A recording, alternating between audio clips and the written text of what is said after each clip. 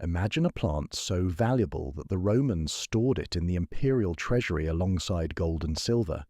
A plant so prized that an entire city built its economy around harvesting it from the wild hillsides. A plant so effective as medicine, seasoning, and contraceptive that demand eventually stripped the earth bare, and it vanished forever. This was Silphium, the ancient world's wonder drug, and it no longer exists.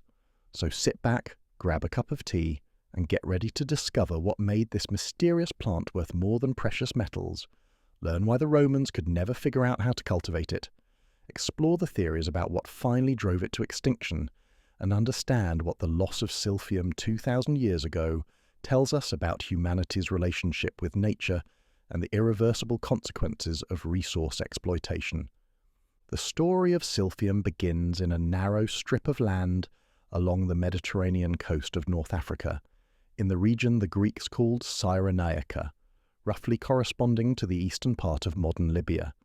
This land, blessed with fertile soil and a favourable climate, was colonized by Greeks from the island of Thera around 630 BCE.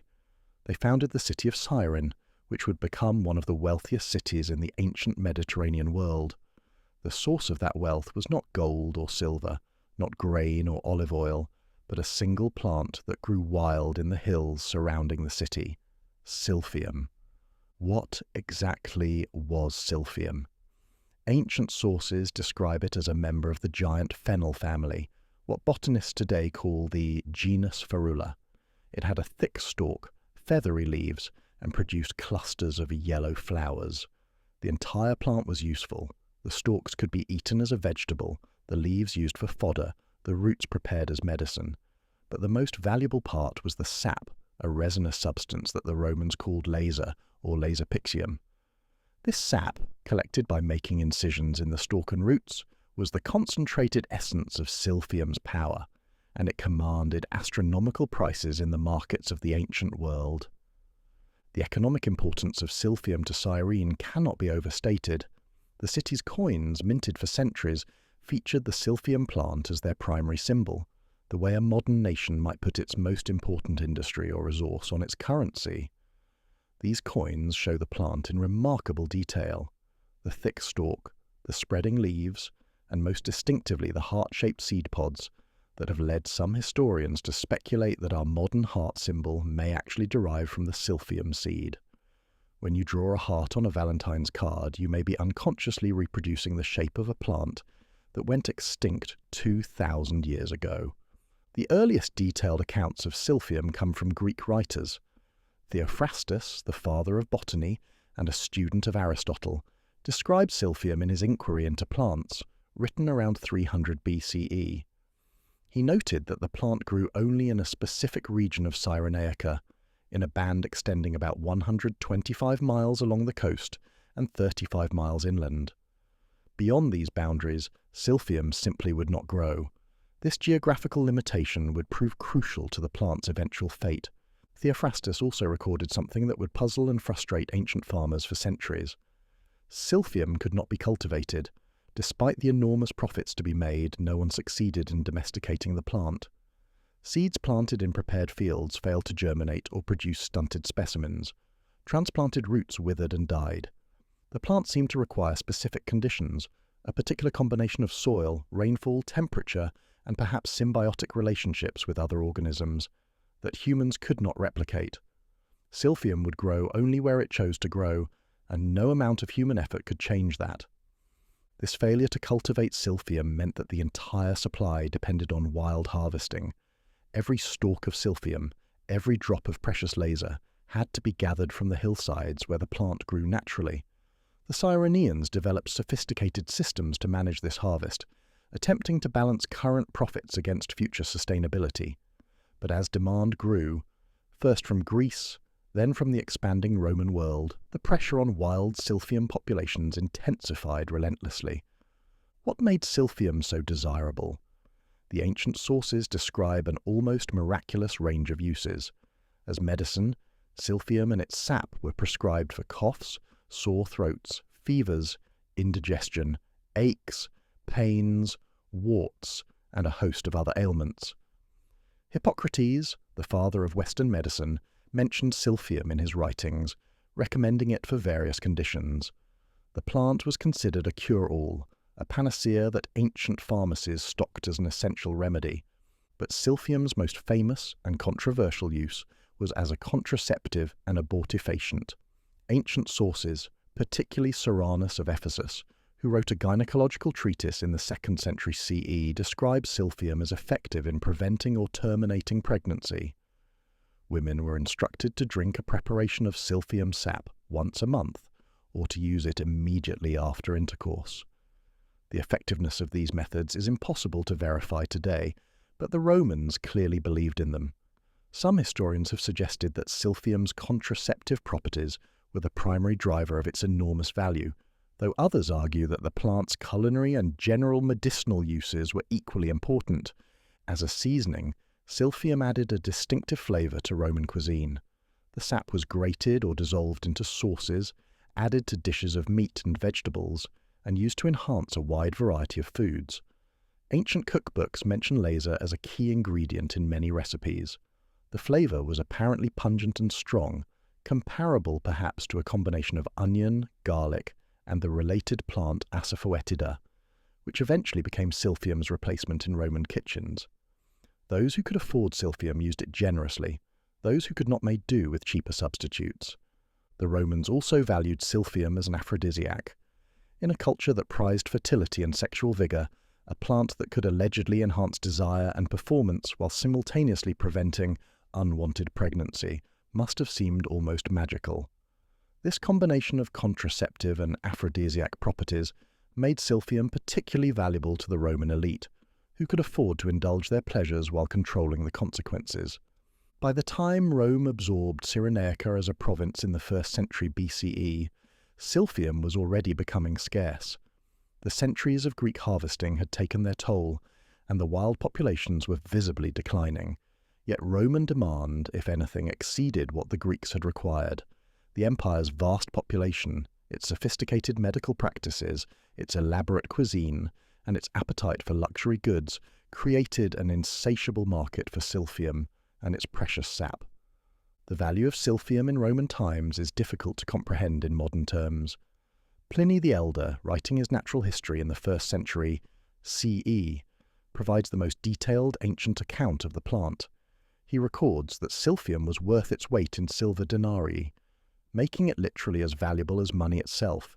A single pound of laser could cost as much as a skilled worker might earn in months. The Roman treasury, Pliny tells us, held stores of Silphium as a strategic reserve, just as modern nations maintain reserves of gold or oil. Julius Caesar himself, when he seized the Roman treasury at the outbreak of civil war in 49 BCE, found among the state's reserves not only gold and silver, but also significant quantities of Silphium. The plant had become a form of currency, a store of value that the state accumulated and protected. This tells us something important about Silphium's place in the Roman economy. It was not merely a luxury good, but a strategic commodity, valuable enough to be hoarded by the government itself. The connection between Silphium and Roman state power went deeper still. Cyrenaica, the only source of true Silphium, became a prize worth controlling. The Romans administered the region carefully, aware that its botanical resources were irreplaceable.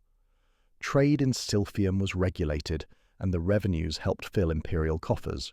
For the Romans, Silphium was both a miracle drug and a source of political and economic power. But even as Rome reached the height of its power, Silphium was dying. Pliny the Elder, writing around 77 CE, recorded that Silphium had become so rare that within living memory only a single stalk had been found. This last stalk, according to Pliny, was sent as a curiosity to the Emperor Nero. The ruler of the known world received as a gift the final specimen of a plant that had once grown abundantly across the Cyrenean hills. After Nero's time, Silphium essentially disappears from the historical record. The plant that had built cities and filled treasuries was gone. What killed Silphium? This question has puzzled historians and botanists for centuries, and no single answer fully explains the extinction. Several factors likely combined to doom the plant. creating a perfect storm of circumstances from which Silphium could not recover. The most obvious culprit is overharvesting. The Romans were well aware that Silphium populations were declining, and they knew that excessive harvesting was part of the problem. Pliny complained that greedy collectors were digging up plants by the roots rather than allowing them to regenerate, destroying the very resource they depended on. The economics of the situation encouraged short-term exploitation over long-term sustainability. With Silphium worth its weight in silver, the temptation to harvest every available plant was overwhelming, but overharvesting alone may not fully explain Silphium's extinction. Other plants have survived centuries of intensive collection by retreating to inaccessible areas or by producing enough offspring to replace what was taken. Silphium's inability to be cultivated suggests that the plant had very specific environmental requirements, and any disruption to those conditions could have been catastrophic. Climate change may have played a role. The Mediterranean region has experienced significant climate fluctuations over the past 3,000 years, and the coast of North Africa has generally become drier over time. If Silphium required a particular rainfall pattern or temperature range, gradual climate shifts could have stressed the wild populations even without human harvesting. A plant already weakened by overcollection might have succumbed to environmental changes that it could otherwise have survived. Some ancient sources suggest another factor: deliberate destruction by local herders. Strabo, the Greek geographer, noted that the people living in the Silphium regions sometimes allowed their flocks to graze on the plants. This may have been accidental, but some historians have suggested it was intentional. The local population may have resented the wealth extracted from their lands by distant traders and colonial powers. By destroying the Silphium, they could eliminate the economic incentive for outside control. This theory is speculative, but it fits a pattern seen elsewhere in colonial economies, where indigenous peoples have sometimes destroyed valuable resources to escape exploitation. A fourth possibility is that Silphium was not so much extinct as lost. The plant may have survived in remote areas, unrecognized because the knowledge of what to look for had been lost. By the time Rome fell and the ancient trade networks collapsed, there was no one left who knew how to identify wild Silphium or where to find it. The plant might have continued growing in obscure valleys and hillsides, overlooked by people who no longer knew its value. This possibility has inspired modern searches for surviving Silphium, but so far, no confirmed specimen has been found. The search for Silphium has continued into modern times with varying degrees of success and credibility. Several species of Ferula, the giant fennel genus to which Silphium belonged, grow in the Mediterranean region today, and some researchers have proposed that one of these might be Silphium under a different name. The most commonly suggested candidate is Ferula tingitana, which grows in North Africa and has some of the properties attributed to Silphium, but the identification is uncertain, and no living plant matches all the characteristics described in ancient sources. In 2022, researchers announced a potentially exciting discovery. A plant growing in Turkey, identified as Ferula drudiana, was proposed as a possible descendant or relative of ancient Silphium. The plant had been overlooked by botanists for decades, growing in a remote area of the Turkish mountains. Preliminary analysis suggested that it had some of the chemical properties associated with Silphium, including compounds that might explain the plant's legendary medicinal effects. However, the identification remains controversial, and more research is needed to determine whether this Turkish ferula is truly related to the Silphium of Cyrene. What did Silphium taste like? This is a question we may never answer with certainty, since no one alive has tasted the authentic plant. But we can make some educated guesses based on ancient descriptions and on the properties of related species. The Romans often compared Silphium to asafoetida, a resin obtained from a different ferula species that is still used in Indian and Middle Eastern cooking today. Asafoetida has a pungent, sulphurous smell when raw. It is sometimes called devil's dung, but mellows into a savoury, onion-like flavour when cooked. If Silphium was similar, it would have added a rich umami depth to Roman dishes, something like a cross between garlic, leek, and truffle. The loss of Silphium teaches us something important about the fragility of natural resources and the consequences of unsustainable exploitation. Here was a plant of immense value, medicinal, culinary, economic, and cultural, that humans drove to extinction through sheer demand. The Romans knew what they were doing. Their own writers lamented the decline of Silphium and criticized the short-sighted harvesting practices that were destroying it. But the economic incentives were too powerful, and no one could organize collective action to save the plant. Each individual harvester, acting rationally in pursuit of profit, contributed to an outcome that was irrational for everyone, the permanent loss of an irreplaceable resource. This pattern, what economists call the tragedy of the commons, has repeated itself countless times in human history. Species after species has been driven to extinction or near extinction by the same dynamic that killed Silphium: high value, limited supply, inability to cultivate, and a market that rewarded exploitation over conservation. The passenger pigeon, the Atlantic cod, the American bison, and countless other species have followed Silphium into oblivion or to the brink of it, victims of the same forces that operated in the ancient Mediterranean. The Silphium story also illustrates the dangers of depending on a single, irreplaceable resource. Cyrene built its prosperity on a plant it could not control and could not reproduce. When that plant disappeared, so did the economic foundation of Cyrenean wealth. The city survived, but it never regained its former importance. Other cities and nations have made similar gambles on single resources: guano, whale oil, rubber, and have faced similar consequences when those resources failed. The lesson of Silphium is a lesson about economic diversification and the risks of betting everything on one natural bounty. What might the world look like if Silphium had survived? It is an intriguing counterfactual. A reliable, effective plant-based contraceptive might have had profound effects on human societies, allowing more control over family size, and perhaps changing the dynamics of gender and reproduction. A genuine cure-all medicine, if Silphium's therapeutic claims had any validity, might have altered the history of disease and healing. A unique, irreplaceable spice would still delight gourmets and command premium prices in markets around the world.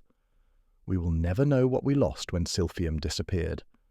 The heart-shaped Silphium seed deserves special attention, because if the theory is correct, its legacy survives even though the plant does not. The argument goes like this. Ancient depictions of Silphium seeds show a distinctive heart shape, different from an anatomical heart, but similar to the stylized heart symbol we use today. The Silphium seed was associated with love and sexuality because of the plant's aphrodisiac and contraceptive properties. Over time, as Silphium itself disappeared, the shape persisted as a symbol of love, divorced from its botanical origins. When you see a heart emoji or draw a heart on a card, you may be perpetuating the memory of a plant that has been gone for 2 millennia. This theory is not universally accepted. Other scholars point out that heart symbols appear in various ancient cultures that had no contact with Silphium, and that the shape may simply be a stylized representation of the human heart or other natural forms. The debate is unlikely to be settled definitively, but the possibility that our most common symbol of love derives from an extinct North African plant is a reminder of how deep and unexpected the threads of history can be. The Romans replaced Silphium with Asafoetida, a related plant from Persia and Central Asia. This substitute, which the Romans called Laser parthicum or Laser cyrenaicum, confusingly using similar names for both the original and the replacement, became a standard ingredient in Roman cooking after Silphium's extinction. Asafoetida is still used today, particularly in Indian cuisine, where it is known as hing. It provides some of the savoury, pungent flavour that Silphium apparently offered, though Roman gourmets complained that the substitute was inferior to the real thing. The search for Silphium continues in laboratories and field expeditions around the Mediterranean. Botanists have examined dozens of ferula species, looking for plants that match ancient descriptions and might preserve the genetic heritage of Silphium. Chemical analysis has searched for the compounds that might explain Silphium's legendary properties. Historical research has scoured ancient texts for overlooked clues about the plant's identity and location. So far, no definitive answer has emerged. Silphium remains a mystery, a ghost in the botanical record, known only from coins and texts and the speculation of scholars. Perhaps Silphium will be rediscovered someday. A remote valley in the mountains of Turkey or Libya might yet yield a population of plants matching the ancient descriptions. Genetic analysis of surviving ferula species might reveal a close relative that could be studied and perhaps bred to approximate the original. Or perhaps Silphium is truly gone, extinct in the fullest sense, its genetic heritage lost forever. We may never know for certain. What we do know is that Silphium mattered enormously to the ancient world. For centuries, this single plant shaped the economy of an entire region, influenced the medicine and cuisine of multiple civilizations, and accumulated value comparable to precious metals. Its image appeared on coins, its sap filled treasuries, and its loss was mourned by emperors. The extinction of Silphium is a small tragedy in the vast sweep of human history, but it is a revealing one. It shows us that even the most valuable resources can disappear if not protected, that human demand can outstrip natural supply, and that some losses are permanent and irreversible. The Silphium plant no longer grows on the hills of Cyrenaica. The merchants who traded in its precious sap are dust. The treasury that once held reserves of laser has been empty for 2,000 years, but the story of Silphium endures, preserved in ancient texts and coins, a cautionary tale about the relationship between humans and the natural world. When we look at modern species threatened by overharvesting, pollution, or climate change, we might remember Silphium and recognize the pattern. The Romans could not save their wonder drug. Whether we can do better with the endangered species of our own time remains to be seen. The coins of Cyrene, with their proud Silphium stalks, sit in museum collections around the world. Numismatists study them, historians cite them, and tourists glance at them in display cases. These small discs of silver are the most tangible remains of Silphium, more enduring than the plant itself, which returned to the soil long ago. They remind us that even the most ephemeral things can leave lasting traces, and that absence can be as significant as presence. The Silphium is gone, but its shadow remains, a gap in the record where something extraordinary once existed. In the end, the story of Silphium is a story about value and loss, about the human capacity to recognize something precious, and simultaneously to destroy it. The Romans treasured Silphium, wrote about it, depicted it on their money, stored it in their treasury, and harvested it to extinction. They were not ignorant or careless. They knew what they were doing. But the incentives pointed in the wrong direction, and no one could change course before it was too late. This is perhaps the most troubling aspect of the Silphium story. Not that it happened through ignorance, but that it happened with full awareness of the consequences. So when you see a heart symbol, think of Silphium. When you season your food with asafoetida, remember the plant it replaced. When you read about endangered species and the challenges of conservation, recall that humans have been driving valuable species to extinction for thousands of years. Silphium was not the first, and it will not be the last. But its story, preserved in fragments across 2 millennia, remains vivid enough to teach us something about who we are and what we do to the world around us. The wonder drug of the ancient world is gone, but its lessons remain. If we choose to learn them,